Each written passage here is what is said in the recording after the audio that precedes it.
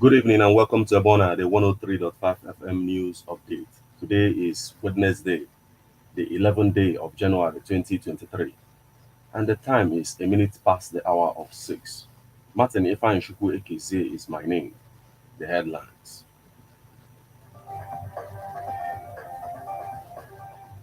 Families of slain Anambra policemen get 43.3 million naira. Imo to empower 100,000 youths in Skill Up Imo Challenge.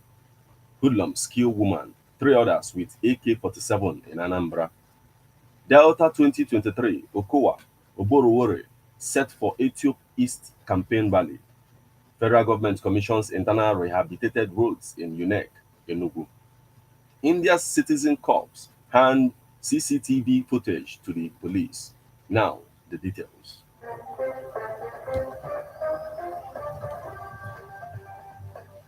Families of slain Anambra policemen get 43.3 million naira. The Anambra State Commissioner of Police, Echeng, on Tuesday presented checks of 43.3 million naira to 20 families of deceased officers attached to the command.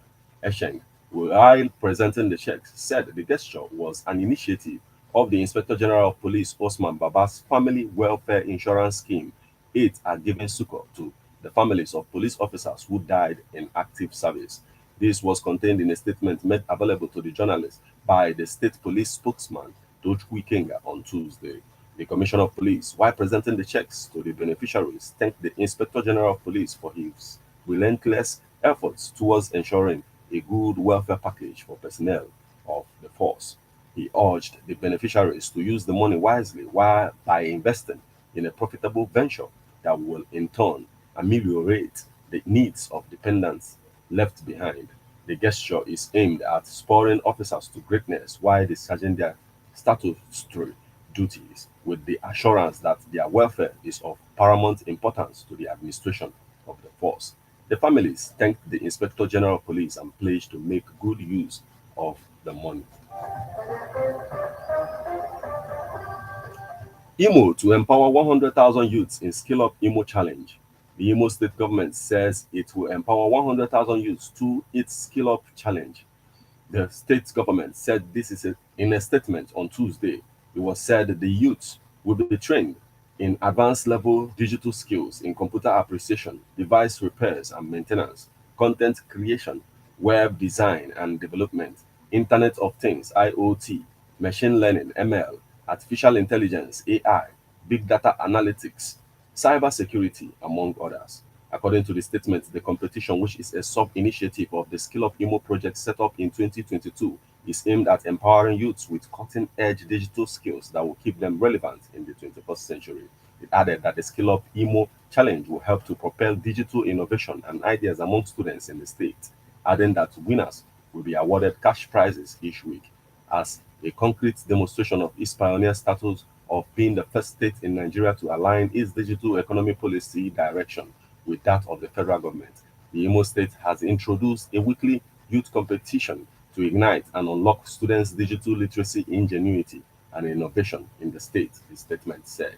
Speaking on the competition, Chimezi Amadi, Commissioner, Ministry of Digital Economy and E-Government, Imo, said the Skill Up Imo Challenge will accelerate the actualization of broader objectives of the Skill Up Imo project.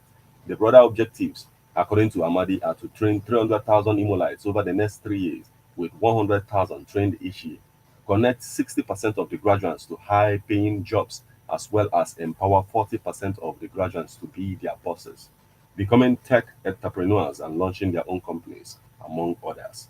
The training of the first batch of 100,000 youths progresses in 2023 under the Skill Up Imo project, which aims to train 300,000 over the next 3 years.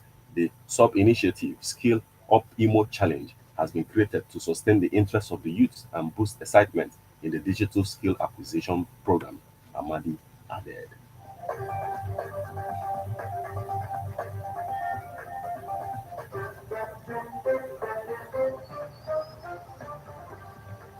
Hoodlums kill woman, three others with AK-47 in Anambra.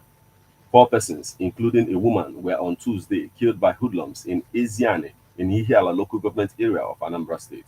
The yet to be identified deceased lost their lives during an indiscriminate shooting by the miscreants armed with AK-47. News gathered that the hoodlums immediately took to their heels, leaving the deceased in the pool of their blood.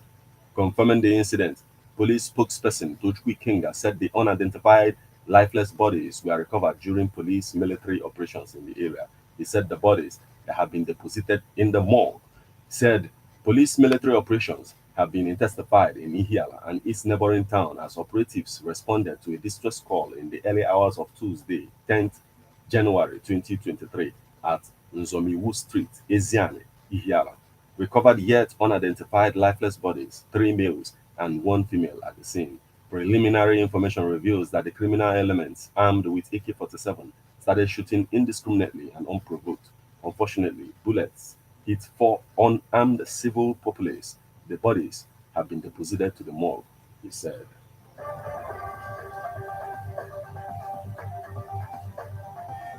Delta 2023, Okowa, Oborowore, set for Ethiopia East campaign rally. The vice presidential candidate of the People's Democratic Party, PDP, and governor of Delta State, Senator Ifeanyi Okowa, as well as the Delta State governorship candidates, Right Honorable Sheriff Oborowore, and other candidates of the party will on Tuesday attend the Ethiopia East campaign rally scheduled to hold at the Isiokolo Pavilion. This was contained in a statement issued by the Delta State Campaign Council Assistant Deputy Director of Media and Publicity, Fred Ogenesibe, and made available to newsmen in Asaba.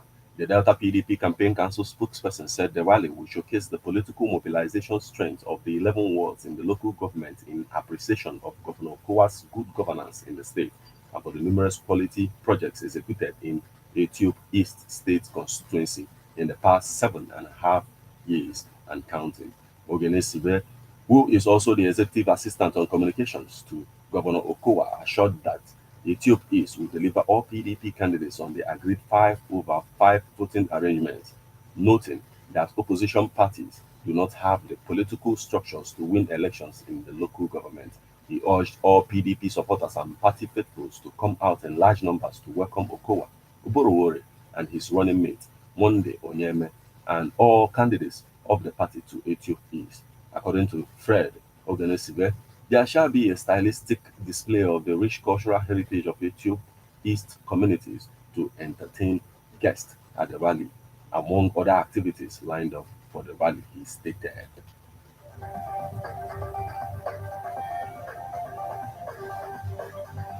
Federal government commissions internal rehabilitated roads in UNEC, Enugu. The federal government on Tuesday commissioned and handed over internal rehabilitated roads in the University of Nigeria Enugu campus, UNEC, to enhance learning. Handing over the rehabilitated 800-meter, 0.8 kilometers road to UNEC authorities, the Minister of Works and Housing, Babatunde Fashola, said that quality infrastructure, such as good roads, will impact on quality education. Fashola, who was represented by Mr. Anthony Amako, Federal Controller of Works in Enugu State, said that although this is a civil work project, it is an investment in education. The minister said the gap of our infrastructure needs is steadily being bridged by a gradual process of repairs, renewal, and construction on major highways, and it has reached the schools.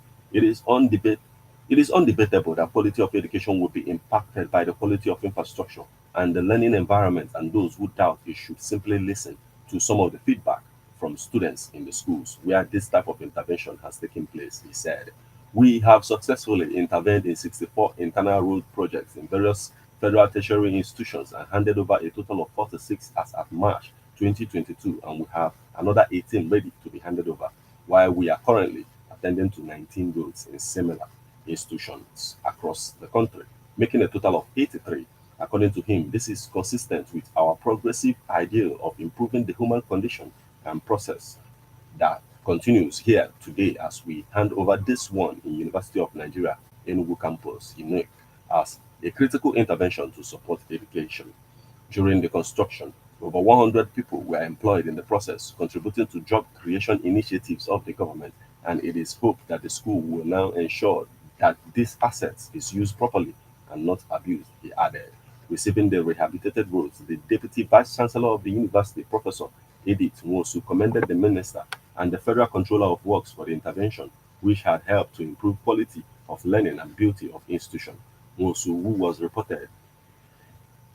was represented by Mr. Humphrey Chukwuemeka, Director of Works in UNEC, said that the entire personnel and students of the institution appreciated the facelift the rehabilitated internal roads had added to the institution.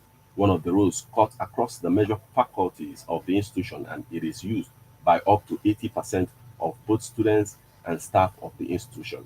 However, we are grateful, thanking the federal government, but we are asking for more infrastructure and rehabilitation of some existing ones, he said.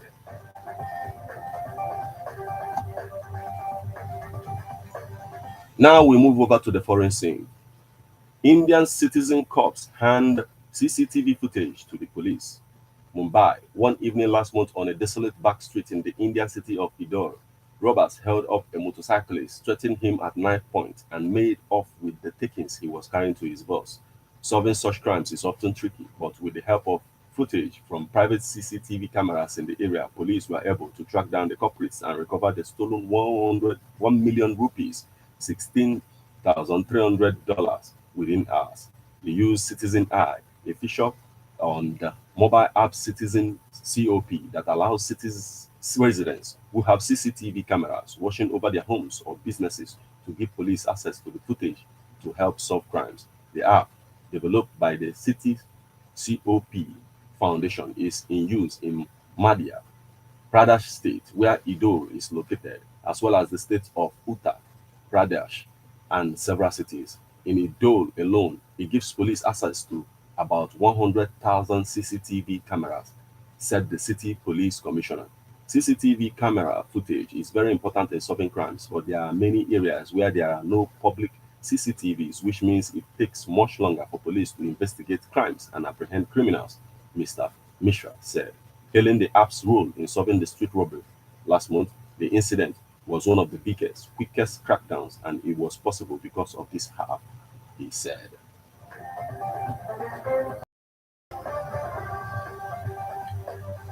This is where we draw the curtain on news update on Ebona, the 103.5 FM. But before we leave, a quick look at the headlines.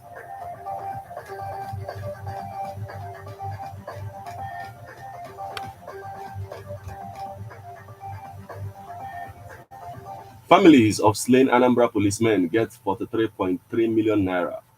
Imo to empower 100,000 youths in Skill Up Imo Challenge. Hoodlums kill woman, 3 others with AK-47 in Anambra. Delta 2023, Okowa, Oborowore, set for Ethiopia East campaign rally. Federal government commissions internal rehabilitated roads in UNEC, Enugu. India citizen cops hand CCTV footage to the police.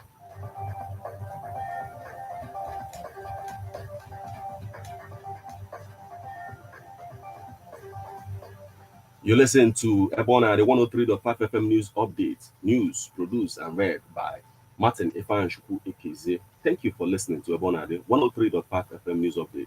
Good evening once again.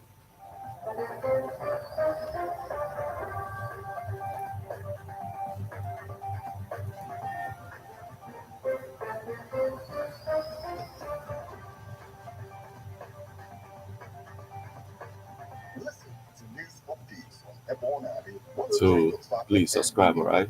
Thank you. 6 o'clock a.m. and 6 o'clock p.m. weekdays. Stay tuned to be updated, to be informed. News updates, live reports. F1 FM breaks the news with actualities. And to me, I think we are hoping for a new Nigeria.